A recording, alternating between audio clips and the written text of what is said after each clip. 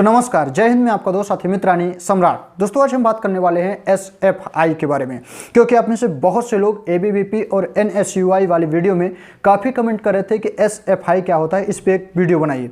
तो आज इस वीडियो में आपको आसान और सिंपल भाषा में बताने वाले हैं कि एसएफआई क्या है, एसएफआई की स्थापना कैसे की गई और एसएफआई क्या कार्य करता है। तो इस वीडियो को पूरा जरूर देखिएगा, जिससे अब आपको एसएफआई से रिलेटेड ढेर सारी जानकारी मिल जाए। तो चलिए बिना किसी देर के इस वीडियो को शुरू करते हैं। वीडियो को शुरू करने से पहले बता दें कि अगर आपने हमारी एबीवीपी और एनएसयूआई वाली वीडियो नहीं देखी है तो एक बार जरूर देख लीजिए। उस वीडियो की जो लिंक है आपको नीचे डिस्क्रिप्शन या तो ऊपर आई बटन पे मिल जाएगी, वहां पे क्लिक करके आप तमाम प्रकार की वीडियो को आसानी से देख सकते हैं। तो उन वीडियो को आप आसानी से देख लीजिए। उस वीडियो में एबीवीपी और एनएसयूआई से रिलेटेड आपको ढेर सारी जानकारियां मिल जाएंगी। तो चलिए आज के टॉपिक पे चलते हैं कि एसएफआई क्या है। एसएफआई का फुल फॉर्म है स्टूडेंट फेडरेशन ऑफ इंडिया। इसको हिंदी में भी स्टूडेंट फेडरेशन ऑफ इंडिया ही कहते हैं। ये एक प्रकार का सक्रिय वामपंथी छात्र संगठन है। जिस तरीके से एबीवीपी एवं एनएसयूआई छात्र संगठन है, उसी तरीके से एसएफआई भी एक छात्र संगठन है।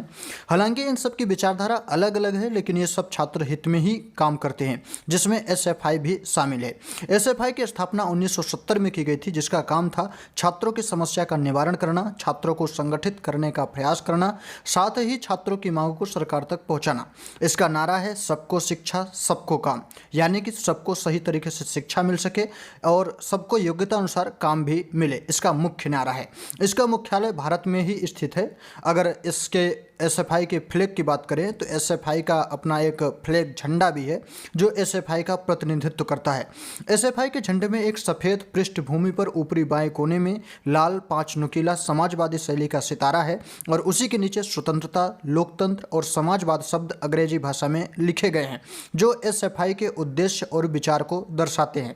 यानी कि एसएफआई क्या चाहता है, एसएफआई का उद्देश्य क्या है और एसएफआई का गोल क्या है, विचार क्या है, उद्देश्य क्या है, ये तमाम प्रकार की चीज़ों को झंडे में अंकित किया गया है, जो एसएफआई के उद्देश्य को दर्शा रहा है। अगर हम विकिपीडिया की माने तो विकिपीडिया के अनुसार वर्तमान एसएफआई के वर्तमान अध्यक्ष बीपी सानू हैं, महासचिव मयूख विश्वास हैं और सहसचिव दीपशिता धर दिनीत डेंट हैं। तो ये है एसएफआई का एक सूक्ष्म तरीके से परिचय। तो मैं आशा करता हूं कि आप समझ गए होंगे कि एसएफआई क्या है। अब हम चलते हैं दूसरे नंबर पॉइंट पे कि दूसरा नंबर पॉइंट है कि एसएफआई की स्थापना कैसे की गई। तो आपको बता दें कि एसएफआई की स्थापना की अगर आपको समझना है तो उसको सबसे पीछे चलना पड़ेगा, आज़ादी के समय। आप सभी जानते हैं कि आज़ादी के समय भी अपने छात्र भी अपने अपने हक और स्वामित्व की लड़ाई लड़ रहे थे और उनका जो भी अधिकारों का हनन होता था उसके लिए लगातार विरोध प्रदर्शन और आंदोलन कर रहे थे। लेकिन एक वहाँ पे विशेष कारण यह था कि छात्रों के पास सबसे परेशानी का कारण यह था कि उनके पास उस समय किसी भी तरीके से संगठन या नेतृत्व का कोई भी साथ नहीं था। इसलिए उनकी जो मांगे थी, उनकी जो चीज़ें थी, वो अधिकार का जो हनन होता था, वो जो आवाज़ थी ज़्यादा ऊपर नहीं पहुँच पाती थी। इसके बाद कुछ छात्रों ने इसी परेशानी को देखते हुए कुछ छात्रों ने यह निर्णय लिया कि हम अपना एक खुद का संगठन बनाएंगे जो हमारा नेतृत्व कर सके। उसके बाद 1936 में उन्होंने एक संगठन की स्थापना की, जिसका नाम था ऑल इंडिया स्टूडेंट फेडरेशन, जिसे संक्षेप में एआईएसएफ के नाम से जाना जाता था।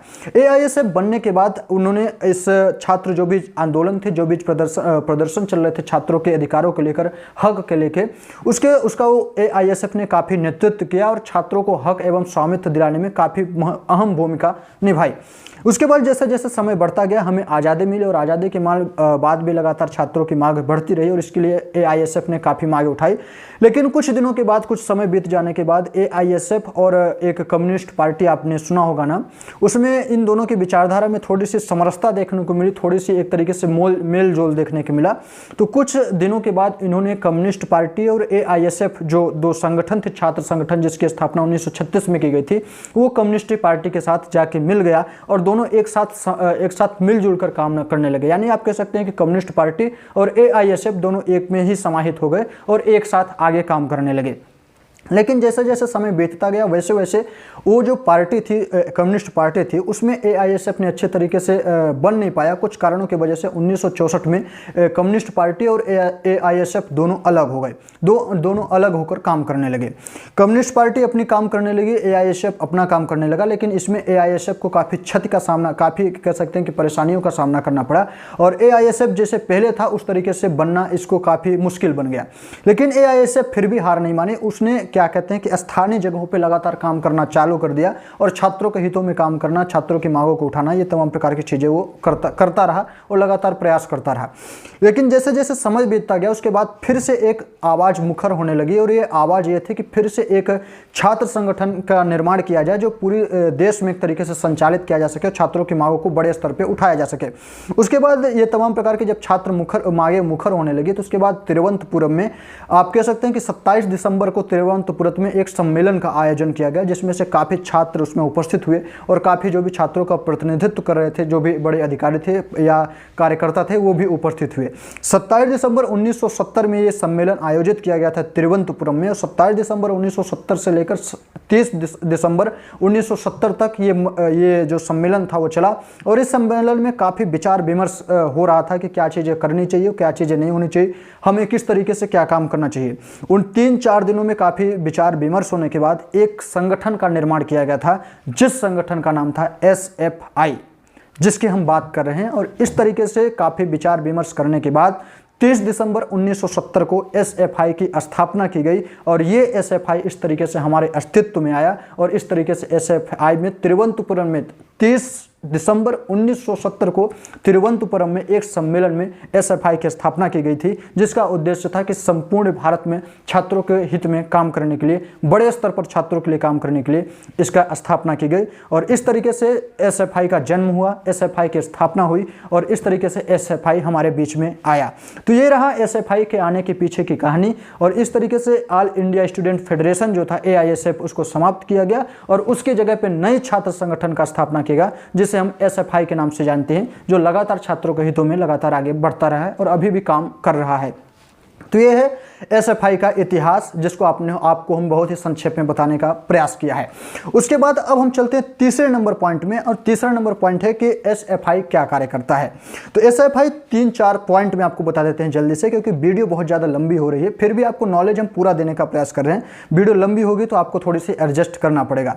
तो तीसरा नंबर जो पॉइंट है छात्रों का, आप कह सकते हैं SFI का काम क्या है। तो SFI का जो महत्वपूर्ण काम है वो पहला नंबर है कि छात्र हित में काम करना, यानी कि छात्र को किसी भी तरीके से कोई समस्या होती है या किसी भी तरीके से कोई प्रॉब्लम होती है या किसी भी तरीके से छात्रों की कोई मांग है या किसी भी तरीके से आप कह सकते हैं कि किसी भी स्कूल कॉलेज या कहीं पे भी छात्रों के अधिकारों का हनन हो रहा है, तो वहाँ पे भी SFI वहाँ पे पहुँच के और छात्रों की जो भी समस्या होती है उसको समाधान करने का प्रयास करता है। और कोई भी व्यक्ति जो छात्रों का हनन करता है उस स्थिति में SFI द्वारा उसके ऊपर कार्यवाही भी की जाती है।